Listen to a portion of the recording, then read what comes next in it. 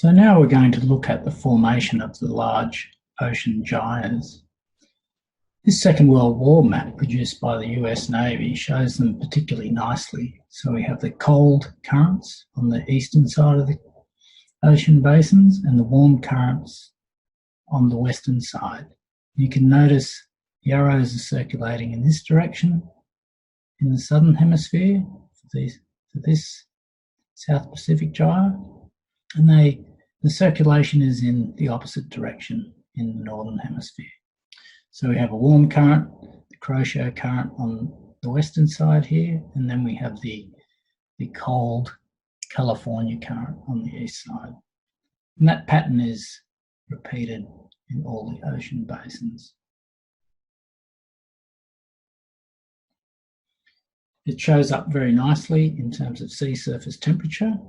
You can see the circulation of the gyre here with the western boundary currents, the warm western boundary currents bringing warmer sea surface temperatures further south, and the colder eastern boundary currents bringing colder water towards the equator on the east side.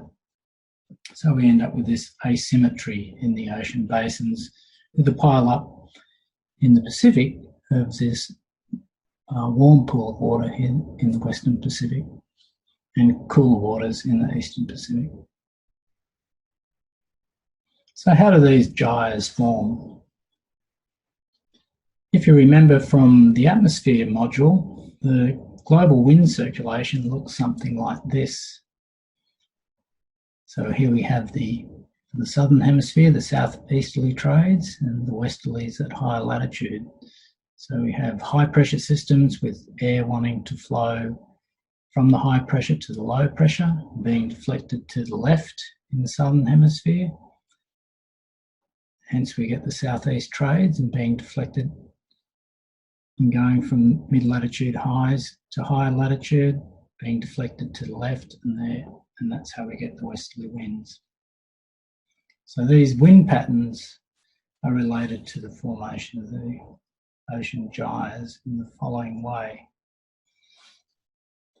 So the winds are depicted on this diagram here by these tiny arrows, and the water flow is depicted by these large blue arrows. So here, and this situation is for the northern hemisphere. So these are the northeasterly trade winds blowing towards the equator from the mid-latitudes, and these are the westerly winds in the northern hemisphere blowing from the mid-latitudes to high latitude.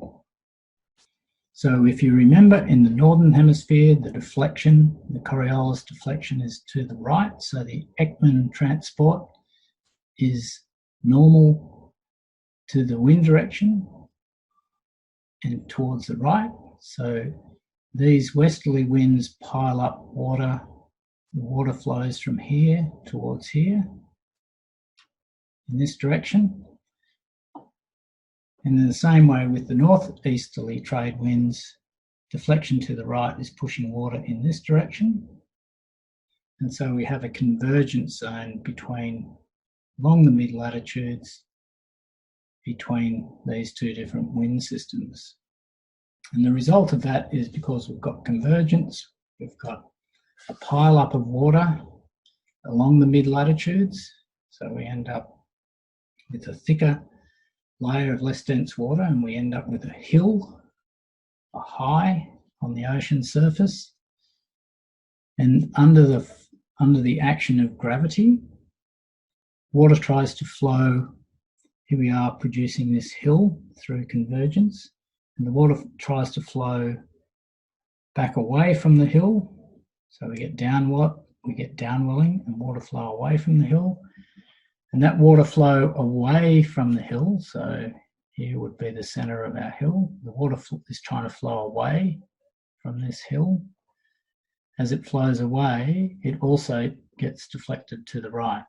So the combination of the wind effect, the Ekman transport to the right, plus this other under gravitational flow away to the right, the sum of that produces water flow that runs exactly around the contour lines of the hill, as shown, and that's shown in this diagram here. So we have convergence forming this hill of water, and then the water flow actually follows the contour lines around the hill. And that's a combination of this Ekman transport and the gravity-driven flow, and this is known as geostrophic flow.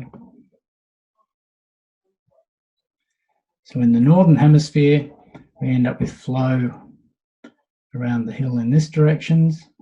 So we have, for the North Pacific Gyre, there's a positive seawater high in this area, and we have the flow around it, up the Coriolis current and across back over the other side of the basin and back down again.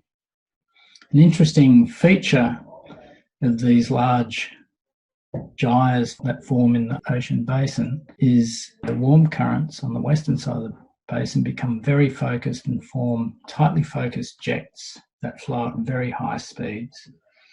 So in this case, the Coriolis current is getting up to speeds almost 0.5 metre per second, which is extremely quick. And when you go to the eastern side of the basin, the current flow is much more diffuse.